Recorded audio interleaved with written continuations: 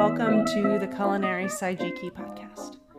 My name is Allison Whipple, and twice a month I'll bring you a conversation with a fellow haiku practitioner about the way that food and the seasons show up in their haiku practice.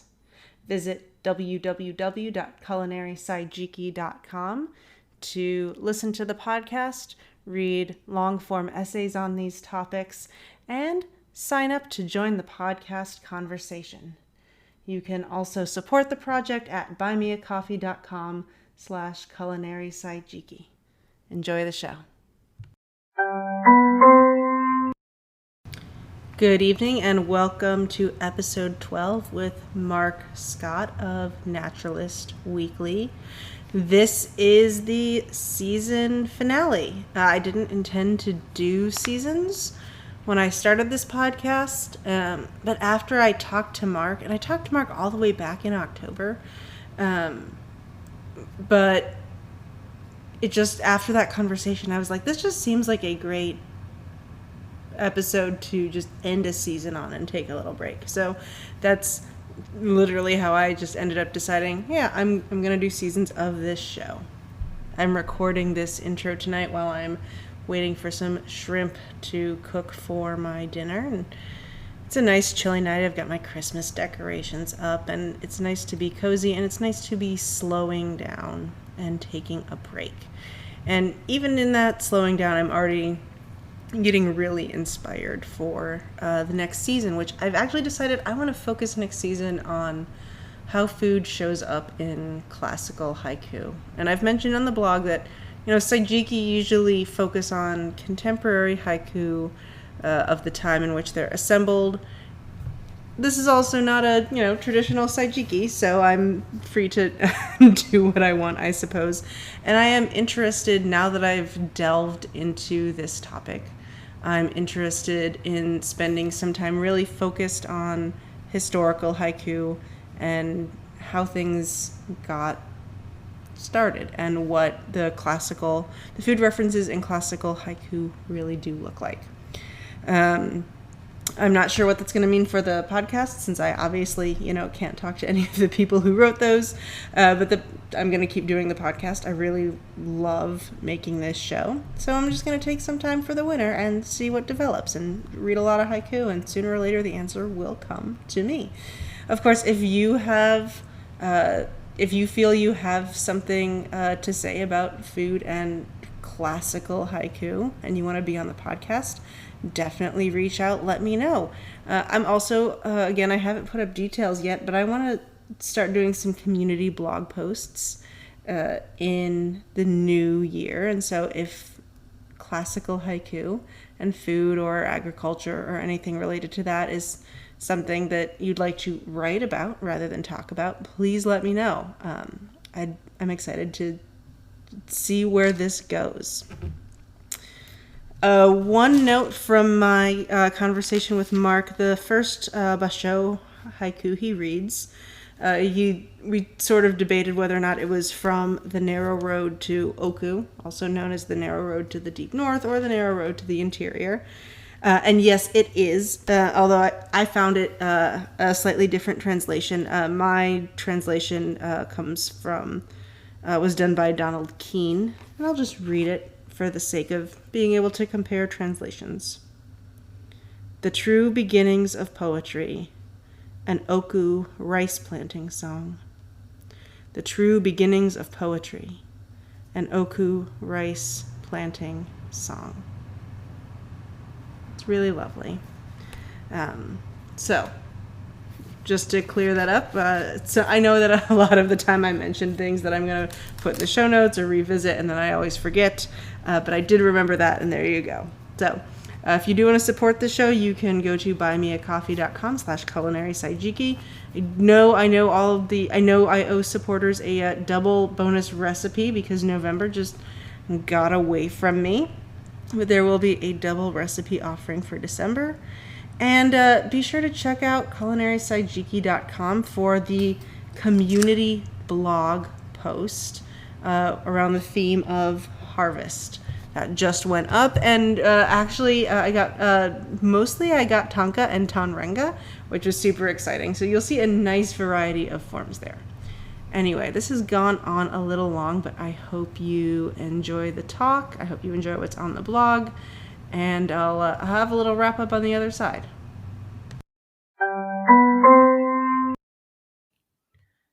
All right, I would like to welcome Mark to the podcast. Mark is the lead content curator and an aspirational naturalist for naturalistweekly.com, which is a blog that is designed to help you connect poetry to the natural world. And it's a really fascinating, for me, I find it a fascinating approach to seasons and haiku, and that is why I wanted to have Mark on the podcast today. Mark also just generally enjoys learning about the natural world and the stories it tells, and you will get a really great sense of that. So if you're not already following Naturalist Weekly, you should go ahead and do that. And of course, the link will always be in the show notes. So welcome, Mark. Thank you, Allison. That was a wonderful intro. Appreciate it. That was great. So, for background, one of the things that really drew me to the Naturalist Weekly site was this idea of the micro seasons, and I love getting my little email with your newest post. It tells me what the micro season is. So I'm interested in how you got involved with the aspect of micro seasons, and if you could sort of define that more for us, because I think if it's unfamiliar to me, it's probably unfamiliar to some other readers as well, listeners. Yeah, right. Yeah, happy to do that. So, really interesting. I got there in a really roundabout way. So, I've always been interested in the natural world, but that is not like where my professional life resides. So I started like diving into both animal tracking as a skill set and then forest bathing, and it was really kind of this interesting piece where um, when I would go out and do forest bathing, there'd be an invitation to just like notice what is in movement or notice what is making sounds today. And that was really the start of me just being really trying to tune in to the subtle changes in the environment, and then diving into animal tracking as an entry point, but yet pulling that out to like tracking as in everything. So noticing that everything in the world kind of shifts and moves and things are pretty cyclical. And then you can kind of see these patterns. And I remember one day I was out with my tracking group and we were just kind of out in the woods and it had snowed. And I was like, wow, this seems like a really early time for it to be snowing. And then we kind of thought about it and we said, well, that's really weird. It had snowed at this time last year. And then it went away and then it came back. So I was like, oh, that's fascinating. And just through that was part of my entry point where I started backing in and just looking into calendars. And I slowly found all this, like I started tracking back and ended up at this idea of the micro seasons or the 72 season calendar, um, which is fascinating to me. And can you, real quick, define forest bathing? I know what it is, but I also am like, well, I just have social circles that would know what that is, and Yeah. I don't know how common of a term that is to everyone. Right, right. So it is not taking a bath in in the woods. So we have to say that. I think that's like yeah. Shinrin Yoku is the I think that's the Japanese way of pronouncing that, and I may have that wrong. Um, but it's a practice that you usually have a guide, and they kind of set up the scene where the idea is you really slow down. It's like a meditative nature immersion practice where you really just slow down and you are asked to notice. There's a grounding, there's an invitation to go do something, and then there's usually a report out of some sort. It's super meditative, and yeah, I'll stop there because I'm not sure I'm actually conveying it very well. Yeah. I think it's something that you sort of have to experience to really get it. So Yeah, everyone should go ahead and try that before it gets too cold. that's right. That's my That's recommendation. right. Yeah. Okay, so we've got you've given me a couple of different categories of seasons. We've got our four seasons that are meteorological and astronomical, so things like solstice and equinox. Um, and then you mentioned the 24 seasons or the 24 solar terms. Yeah. And before I ask you to speak on that a little more, I'm curious, do these 24 seasons, um, do they use a specific Chinese zodiac, or is this a thing where it's people sort of because I'm a millennial on Instagram, so it's like it's Mhm. Pisces season, and I'm like, but I'm pretty sure like that's not what they were using in China. Like I know that is the 12 zodiacs that I'm most familiar with. It's sort of um, Mhm.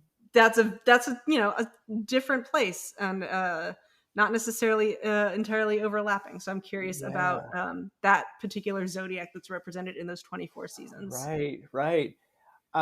That's actually a really great question. And off the top of my head, I am trying to picture the image that usually comes around with the solar terms. And I'm pretty sure it's the normal I mean the one that the zodiac that we're used to, like the astrological signs. I'm pretty sure it follows that. I feel like I saw Aries and Taurus and all that around the outside of that. Um, versus I think what you're to like the year of the rat and those kind of things. Yeah, yeah. I think of course I would have to check this, but I think it's the other ones that we are familiar with that are kind of those kind of larger pieces. So the solar terms uses both like the sun and the moon to kind of create this 24 season or 24 solar terms calendar. Um, and it was also kind of an agricultural calendar, but it was agricultural, but they blended in social events into it. So it kind of worked the two together. So you would have this calendar that would help you kind of not only know where you were in the year, but what events were happening, and then where you should like what the planting season should be or what you should be aware of. And I do want to note, because we haven't mentioned it yet, that this calendar um, sort of evolved during the Western Han Dynasty, which I am not a history person at all, so Hmm. feel free to augment that. But that ran from about 206 BCE to 24 Common Era or AD, depending Yeah. on whether you're a trained sociologist, which terms you use. Yeah. Right. Right. Yeah. And when I was diving into that like history part, it was even before that, there was two seasons. So there was just like this idea where it was tied to the solstice, and there was like one season for the summer, and then one season for the winter, and then in between that period and where we got to the 24 solar terms, there was another there. Then they added the equinox in there, and one of the things that the question that I have for myself when I look at this is this just happened? This was in China that this was happening, and where else did this also happen? Like, was this kind of like evolution of the calendar also happening in different parts of the world?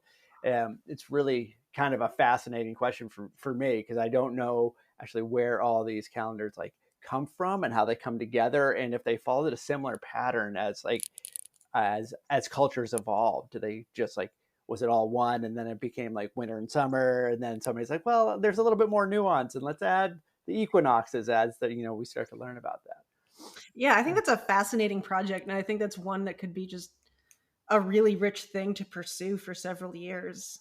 Uh, yeah. Yeah, yeah, exactly. And that's kind of where I'm at. Is I'm just like I'm fairly new at understanding this, and I'm really diving into it. And yeah, it's just every time I look at something, like you pick up the thing, you turn over the stone, and then you're like, oh, look at all that. Where is that going to take me? So very cool. And I like what you mentioned about sort of the nuance of things because, I grew up with there's four seasons and the solstice and the equinox, and this means this. And I don't know, as a kid, I don't know, probably because of my, I don't know, poet sensibility or something. I'm like, but it already feels like summer before it's summer. And Yeah. especially growing up in Cleveland, I'm like, oh my God, you said it's spring, but it's still winter. Right, right. Yeah. And I think there is something about these, like, these 24 seasons, or we'll get into the 72 seasons in a second, that um, is a lot more expansive, and it just creates like more room for, yeah, a more layered or nuanced interpretation of what it means to, like, I don't know, live in a human body, especially in different parts of the world. Yeah. Yeah. And what I fascinated with is, what parts like kind of switch over to where I live now. So, this ancient China, and then I live in northern Vermont.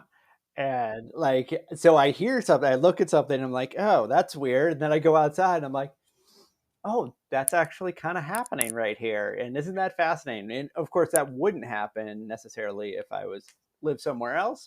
But just seeing that kind of connection is pretty fascinating. Yeah, Yeah. absolutely. Yeah.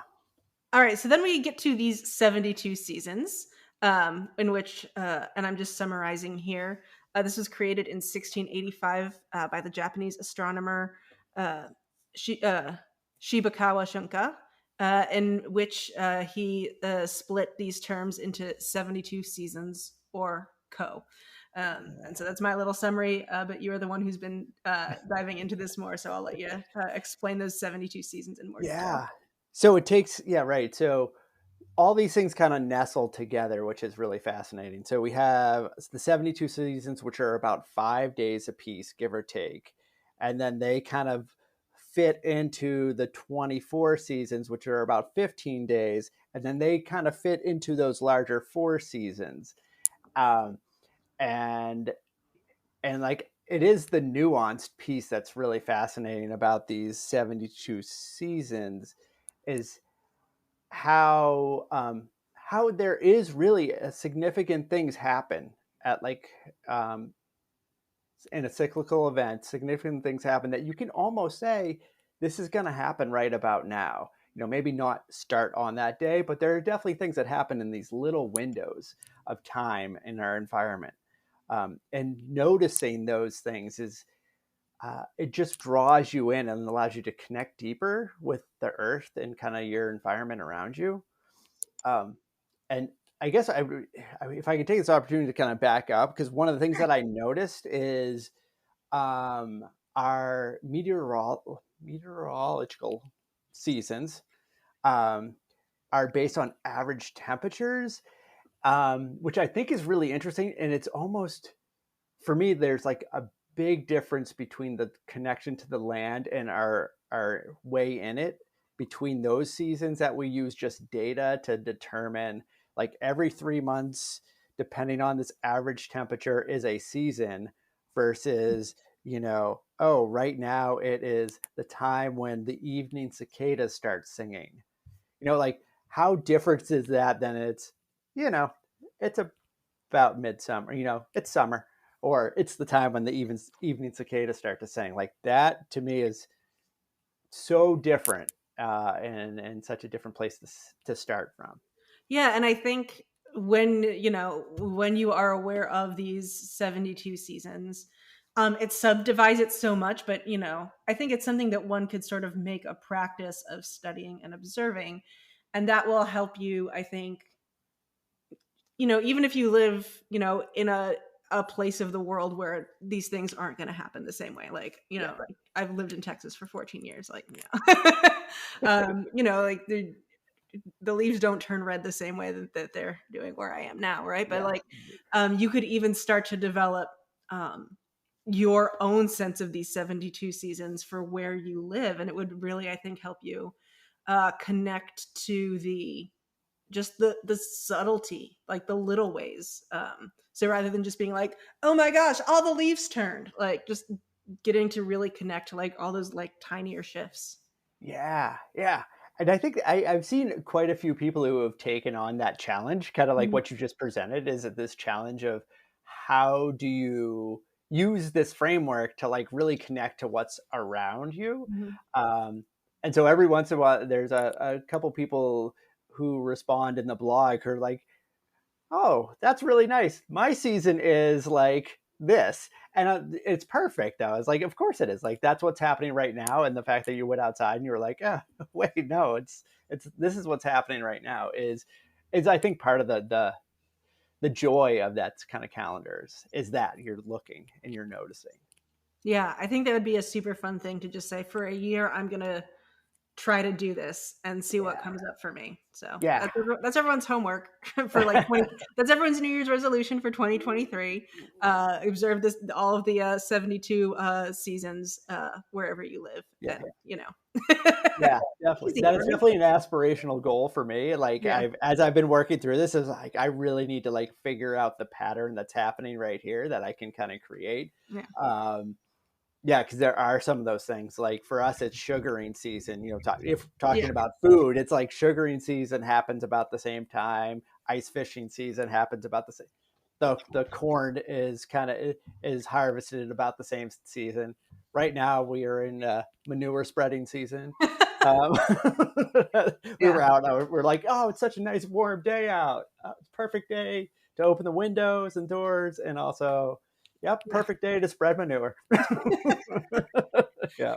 Well, and I think, one of the things that I've been noticing in just studying Saijiki in general, not even necessarily related to food, is, many Kigo, it's not necessarily inherently one word. It might be two words, it might be a very short phrase.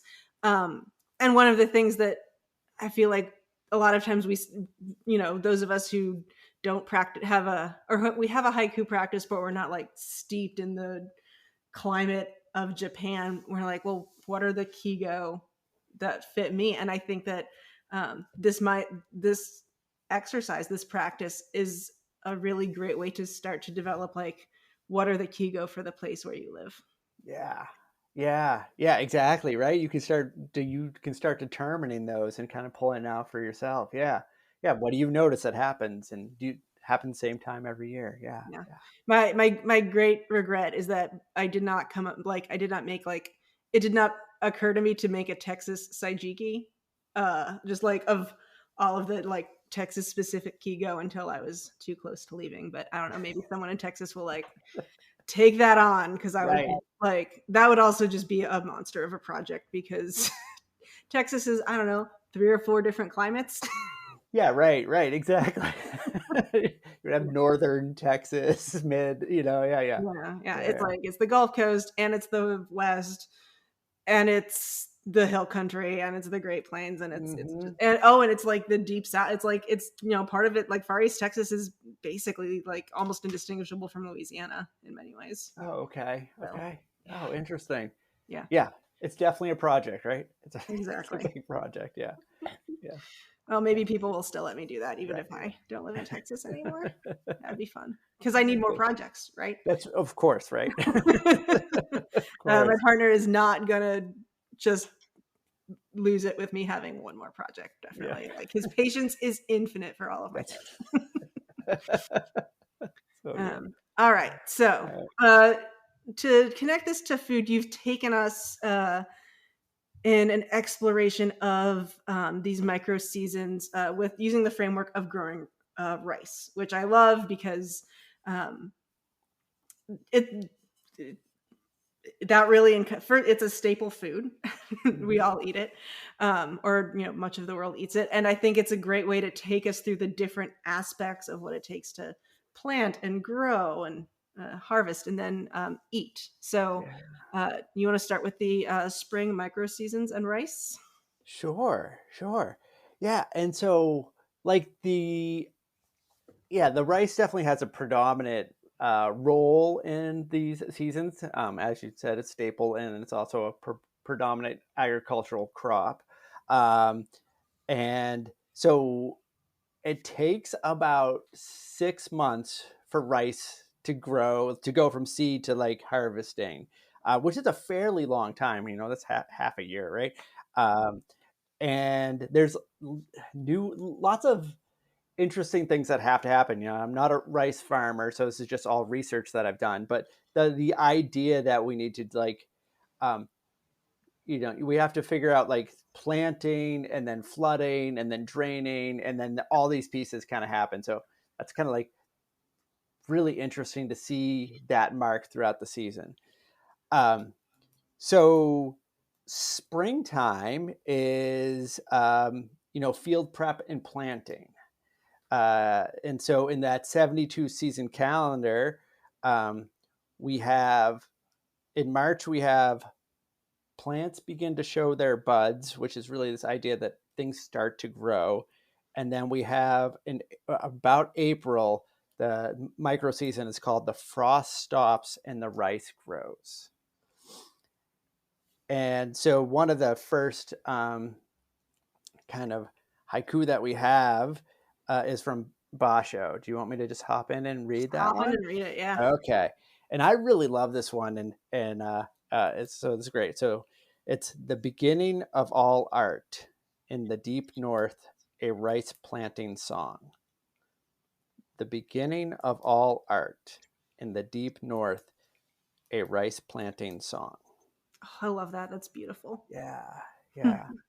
Um, yeah, so that one, I'm going to say I'm 90% sure that came directly out of the Narrow Road to the Deep North.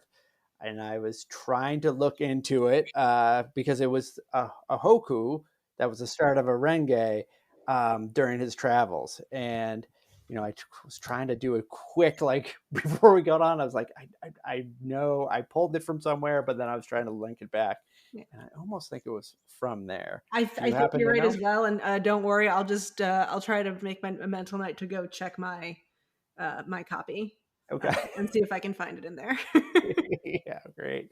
Right. So yeah, I really love that one. It's just such a good place to start on this, right? Yeah. Yeah. Yeah. All right. So you had a couple more haiku. Yeah. So the next one I found is Isa, and it was plowing the fields, plum blossoms get crushed under the feet. Plowing the fields, plum blossoms get crushed under the feet. And this one super fascinates me because you note that the plowing the fields makes it a spring haiku, which is true. Like we have to prep the soil to plant it. Mm-hmm. And I actually like this is sort of a double kigo because plum blossoms is that's also a spring haiku. So it's really I just thought that was interesting to note as we've really got that sort of um, double kigo in this one.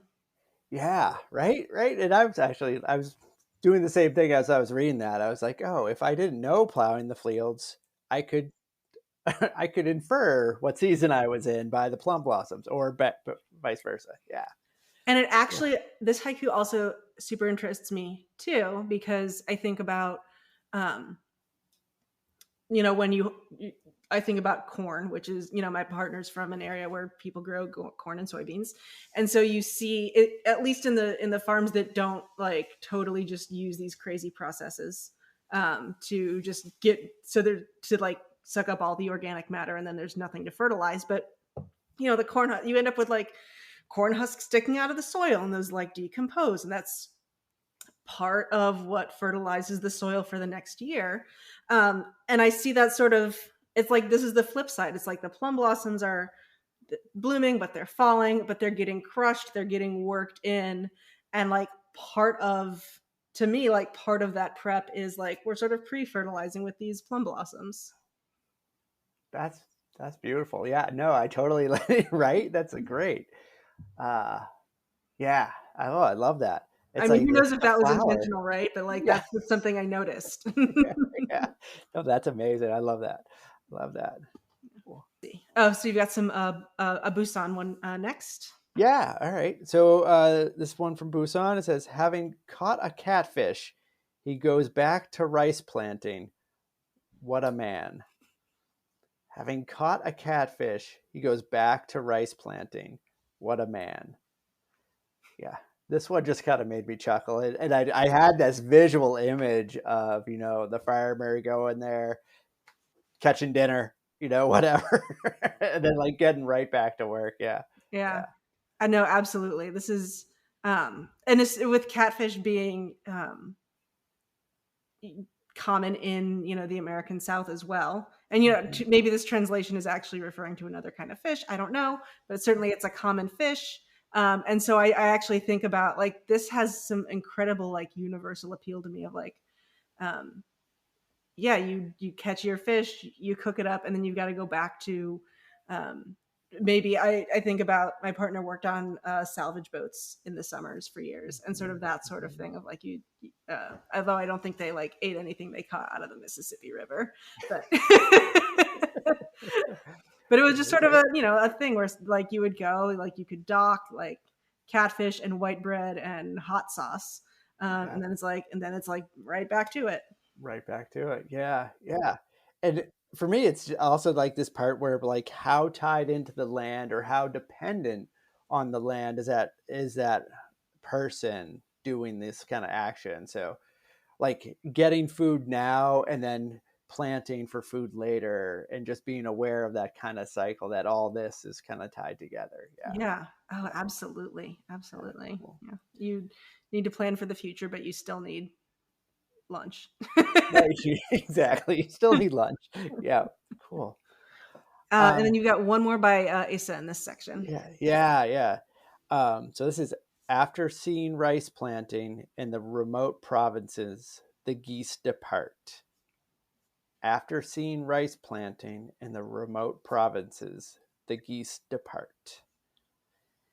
And then, yeah, so for this one, so spring, again, we're planting rice, and the geese are leaving in the spring, which for me is like, no, they arrive in the spring, right? So there's this little flip, which is really interesting. So the geese in Japan reside in Siberia and parts of Siberia in right in the summer, and then they come down into there for the winter, which is fascinating. Again, that's just one of those things. Depending on where you live, these things really can change. Yes. And from what I've heard about Japan in the summer, I've still not gotten to go. My postponed COVID trip is still, but I have heard that it is rather muggy in the summer. So maybe Siberia would just, maybe the geese would just be really happy in They just want to Siberia get out. in Yeah. the summer. Yeah. Oh, that's funny. Yeah. Yeah, yeah. So so that was kind of like our spring selection that took us into plowing the fields and planting rice, and then we move into kind of that larger summer season. Do you just want Yeah. me to Just hop in, hop read right one? in. Yeah. Okay. So this is another Isa one that I really liked. The rice fields, greener and greener, flute practice. The rice fields, greener and greener, flute practice. So for that, the greener and greener is obviously like a summer kind of reference, right? The fields are planted and the plants are just growing and becoming greener and greener as they get more mature. The flute practice piece, to me, that's just like fascinating. I'm wondering, like, when you hear that, where does your mind go? Like, what are you thinking when you hear that? Um, it's hard to say because, certainly I think a fresh shoot, you're not going to make an instrument out of that, right? Like you're not Mhm. going to cut a fresh shoot. Um, so I think really there's the comparison between the roundness of a shoot and the roundness of a flute instrument. Um, but it's not exactly a one to one. And so maybe I think for me, what I'm getting is more of the sonic, like, oh, the spring is coming and we've got like the cheerful music of the flute. Maybe we're coming on to like a summer, festival season. Oh, that I like that. I like that. So the maybe now the birds are singing and flutes. That kind of just natural song that's out there. Hmm. Yeah. I was also wondering if there's and I don't actually know this. I wonder if there's like a little bit more downtime during the summer for the rice farmer. They're the major manual labor. Maybe he's hanging out playing the flute for a little bit. I don't know. Yeah, absolutely. I mean, and that Yeah. is, yeah, and my knowledge of American agriculture is fairly limited, but for much of the summer, there is, aside from, weeding and pest control, like the intensive work is in the spring planting and in the fall harvesting. And summer, there's certainly work to do, but it's not as intensive. And this is why this is a total diversion. But this whole like we have to have summer vacation because all the farm kids needed to work. That is a myth because the farm kids all had to work like spring planting and fall harvest. This is in Little House on the Prairie, so I do not know why this myth like persists, but like I remember this, being a plot point in like Little House on the Prairie novels. So anyway, soapbox over, but like let's stop blaming farmers for having to like go on summer vacation. Right. It's so true. There's so much work on either side, right? Yeah. Yeah, great. So the next one is also from Isa. So intermittent rain, no need at all to worry over rice seedlings. Intermittent rain, no need at all to worry over rice seedlings. I enjoy that. Well, to me that one also kind of like pulls back to the fact that probably rice is a semi-aquatic plant and it needs water to thrive. So uh, it's an interesting way to phrase it, but it makes total sense, right? You should But be if you like get too much water, celebrating. you'll also drown it. That's true, right? Yeah. So if it was heavy Yeah. maybe like downpours, you're You yeah, might have a problem. you might need to worry. Especially for the seedlings, which to me it's like that's when they're sort of at their most fragile. Yeah, They yeah, could be washed away, they could be broken, things like that. that's true. Right. Hmm. So much in these little words, right? So much. So much. Um, so then we would take that rice crop into autumn. Oh, And real so, quick, one thing I did want to yeah, mention. yeah, You mentioned in your notes that bamboo shoots are technically edible, but you cannot eat them raw. yeah, that is true. There's a whole section on bamboo shoots. Yeah.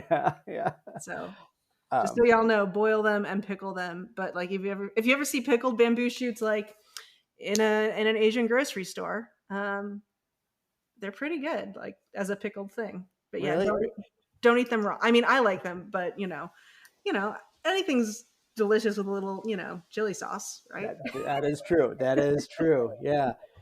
I've never done the pickled bamboo or the steamed bamboo shoots. Yeah, I but mean, it was it's honestly, fascinating. if something is pickled, I will probably try it at least once, provided it's not. I can't deal with pickled pig's feet, which was a thing that my like grandparents and even like my mom and aunts like used to love. That was like a staple Mhm. at the Italian grocery stores, and I'm like, can't. That's just a step too far. But if it's a pickled plant, I'm definitely on board. Okay. That's so good. Yeah, I Yeah. stayed away from the pickled pig's feet and pickled eggs. Not a big fan of those either. Yeah, true. I forgot those even existed. I'm being Yeah. honest. I've blocked them out of my mind. They- My But mom used to make them every Easter, and they would be like this beautiful, like dyed red because she'd pickle them in beet juice, and like everyone loved them but me. And I'm just like, no. mm, mm, mm. I have this memory of the pickled eggs at the gas station. And yeah, no, I never had one, but the fact that they were there on the counter in a big jar, it was actually quite fascinating. Yes. And so moving into autumn, you actually in your notes you give me two sections: autumn and late autumn. And do you want to explain the difference between the two?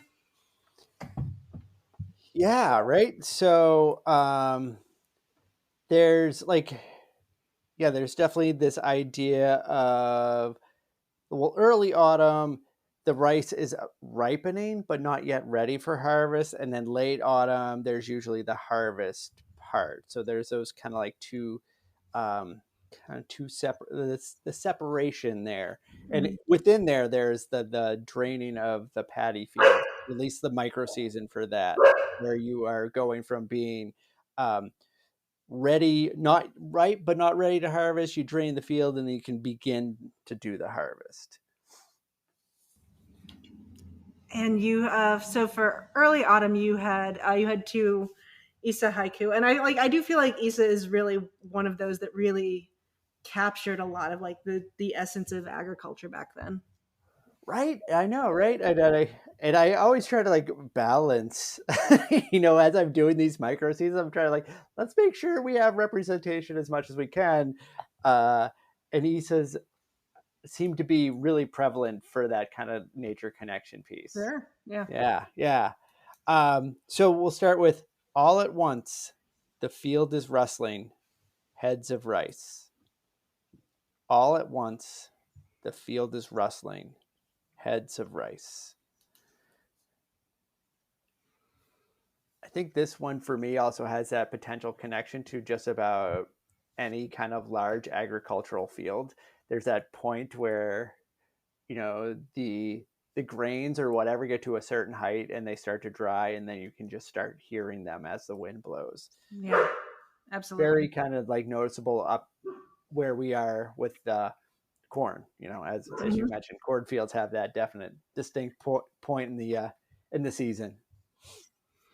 No, absolutely. And I feel like you almost can get that with trees as well. Like there's just a point when all of a sudden like it's spring or it's fall and everything has just gotten windier.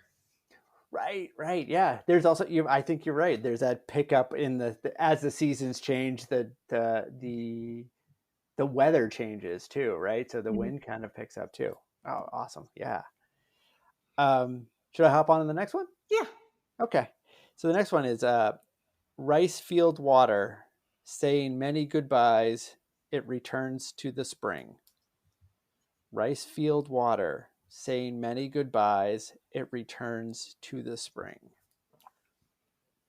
And I love So that. And this, of course, we're working with translation, right? And right. I'll mention all the translators in the show notes. I actually might have to just do a whole blog post because of character limits.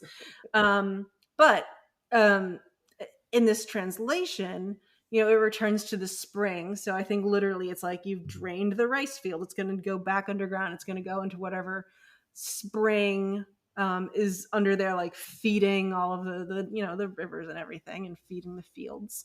Um, but that word spring in English means two things. And so it not only is it the water returning back to where it came from, but it's like, oh, and you know what, we're still going to have to get through winter, but we are going to go back to spring again. This is going to start all over. Right, right. Yeah. Yeah. Yeah, what I liked when I actually read that is I actually in my head before I read it out loud to you, I think I left out the word it, you know. Hmm. So and then my brain automatically thought it said returns in the spring. Hmm. That's where I put it, which is like then the water comes back, Yeah. which I think you were, yeah. So that's so interesting, and that word "it" kind of like it returns to the spring is actually, I really like that too. Right, so all those ways that, like you said, in translation, and I wonder what some of the other translations might say about Yeah. that specific one. That would be really interesting to see. It would. Yeah, And this is where translation, I think, studying work in translation is also an incredibly fruitful practice, which is good because that's all many of us have, right, right, especially with like ancient classical Japanese and contemporary Japanese are not even necessarily the same, but to compare different translations, even if you yourself are not an expert, just seeing how different translations work as poems, I think is just a wonderful way to learn. yeah, right, right. And I find I have several documents that are just multiple translations of a single haiku by different people, and you read down and you're like, it's really kind of, some of the themes are still there, but Mhm. it's kind of all, it can be all, you can It read can it be and all just over like the place. land in totally different places. Yeah, yeah, Yeah, right? yeah, And you're like, "How yeah, did you get there?" yeah, right. Exactly, exactly. Yeah. And so we Um, have 2 for, from Basho from us for late autumn. that's right. That's right. I think I might be missing. So we'll start with a weathered temple, blossoming peach and hulling rice, just one old man. A weathered temple, blossoming peach, and hulling rice, just one old man. Yeah. That's a beautiful image, and it's to me uh, an interesting contrast to um, Issa's. Oh no, that was Busan. Sorry, that was Busan having caught a catfish. He goes back to rice planting.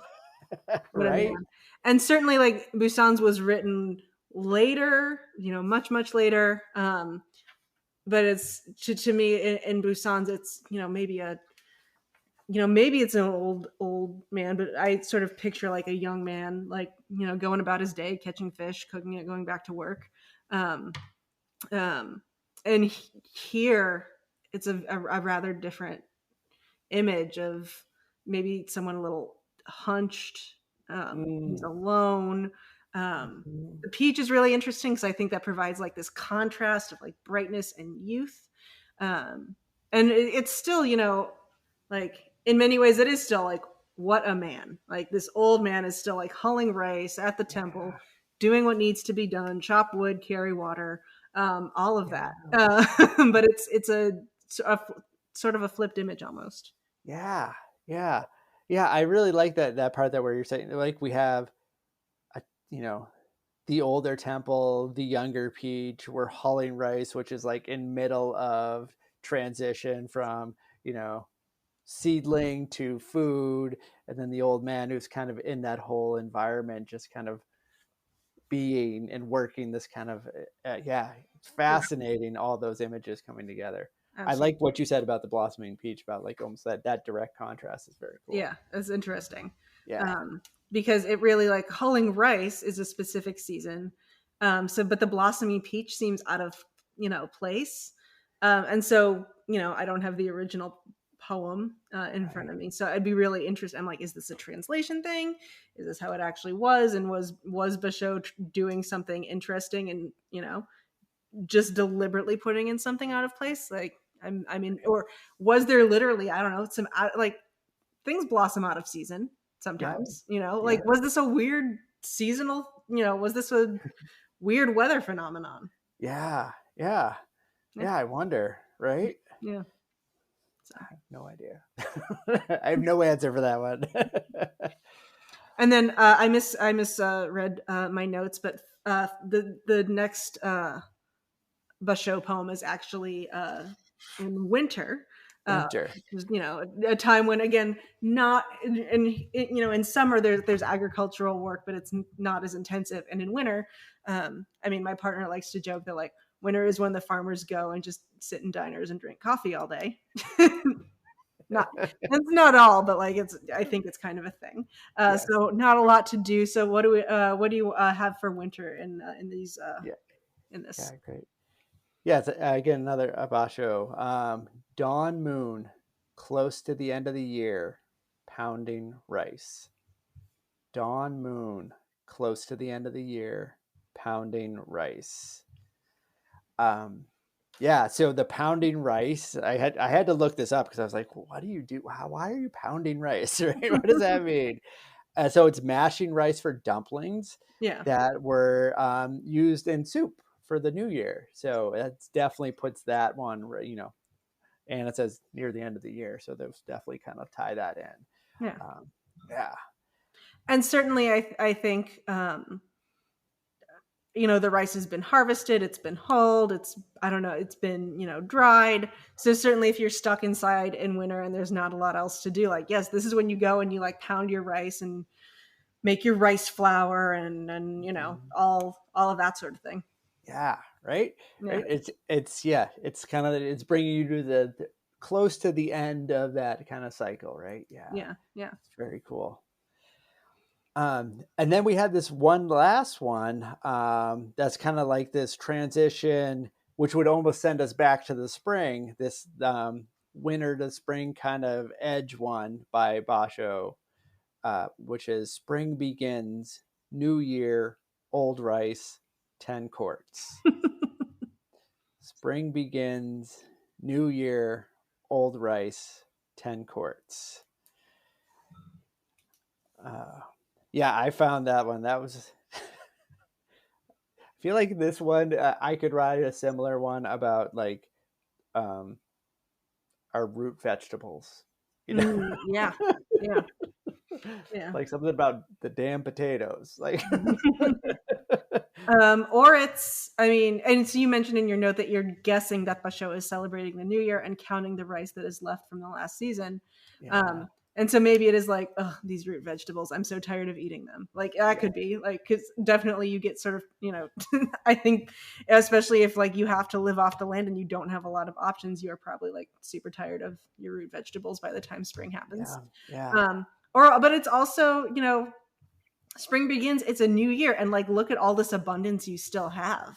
Like look at what the like old year gave you that you can carry on to sustain you into the new year, especially because spring is not, stuff is getting planted, but it's not necessarily like we don't have the abundance of summer produce, we don't have the abundance of the fall harvest. But hey, look, we still have like last fall's harvest to carry us through. yeah, yeah. Right, right. Yeah, no, that's great. And if you were living on like if you were living just with the land, I guess like if you could look in your cabinet and see 10 quarts of rice, that would probably be hopeful. Yeah, 10 quarts Uh, is a lot of rice. yeah, actually, thinking about it, that's a lot of rice. I'm like, I Yeah. wonder how much. I'm just gonna go and Google. Let's see. Like, what is the weight of 10 quarts of? I'll just put grain. Different grains. So apparently, well, it depends on different things. um, but a quart could range apparently anywhere from half a pound to 2 pounds. So, Okay. so if we're saying, let's, 10 pounds, so let's just say like a quart of rice is a pound of rice. Oh, this apparently says 1 quart of, this is white long grain rice, which is not short grain, but apparently one dry quart of white long rice equals about, just under 2 pounds. So like, so 10 quarts, that's 10 to 20 pounds of rice. That's going to carry you through. That is going to carry you through. That's a lot of rice. As Yeah. someone who Yeah. like once bought a 20-pound bag of rice and then just was like, oh my god, I Yeah. didn't have to buy like I don't have like a family, like I don't have kids or anything, but this was like rice like for me and my partner for like 2 years. We did not have to buy rice, and we eat Yes. a fair amount of rice, like maybe not the level that like Japanese people eat rice, but Yeah. it shows up usually like at least once a week. Right, right. Yeah. Yeah. Yeah, and I'm actually thinking we bought the same large bag of rice, and I would come and I would like take my 1 cup scoop. I'd take 1 cup out. I'm like, this is not going anywhere anytime soon. you know, Yeah. 1 cup for like 3 meals, and we're good. And Oh yeah. yeah, yeah, And especially because like rice is not something that necessarily keeps super well. Like you can definitely give yourself like food poisoning from old rice. I yes, accidentally definitely gave myself food poisoning from old rice once because I did not know that this was a thing that could happen. mm, It wasn't terrible, but it was suboptimal. So I started cooking. Just I'm like, okay, what is the exact amount we need for this meal?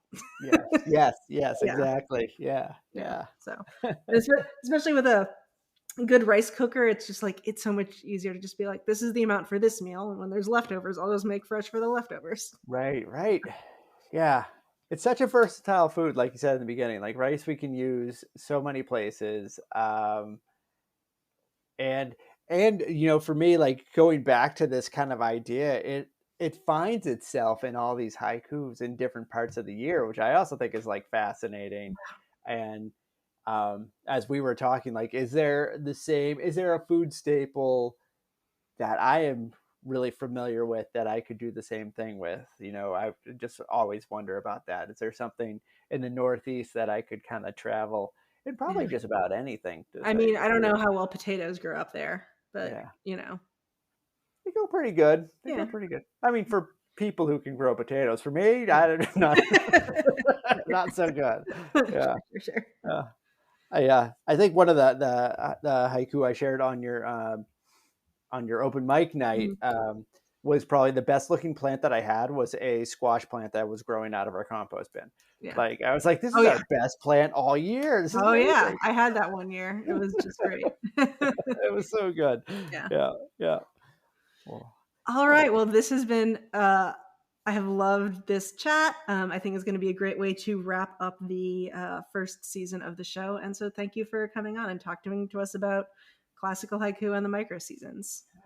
Allison, thank you so much. It has been a lot of fun, and I really appreciate just talking about these and kind of learning with you about some of these haiku. That I just love the other ways to see what's written down and kind of what's shared. So thank you very much. Thank you to Mark Scott for being my season finale guest. I had such a great time with that conversation, and I'm sure you could tell.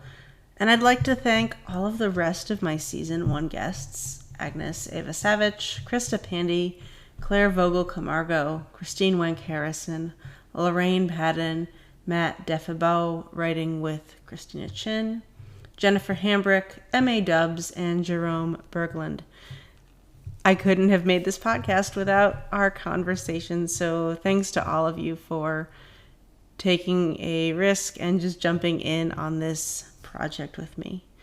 Thanks also to my first round of coffee buyers for season 1: Jeff Pope, Pamela P., Lorraine, M.A. Dubs, Peter Schmidt, and Anonymous. I really appreciate your support. It really means a lot that you believe in this project. All right.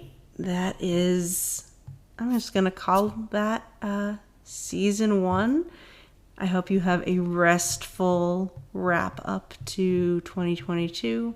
I hope 2023 starts off well. And of course, I hope you get to eat some delicious food in the meantime. Thank you for listening.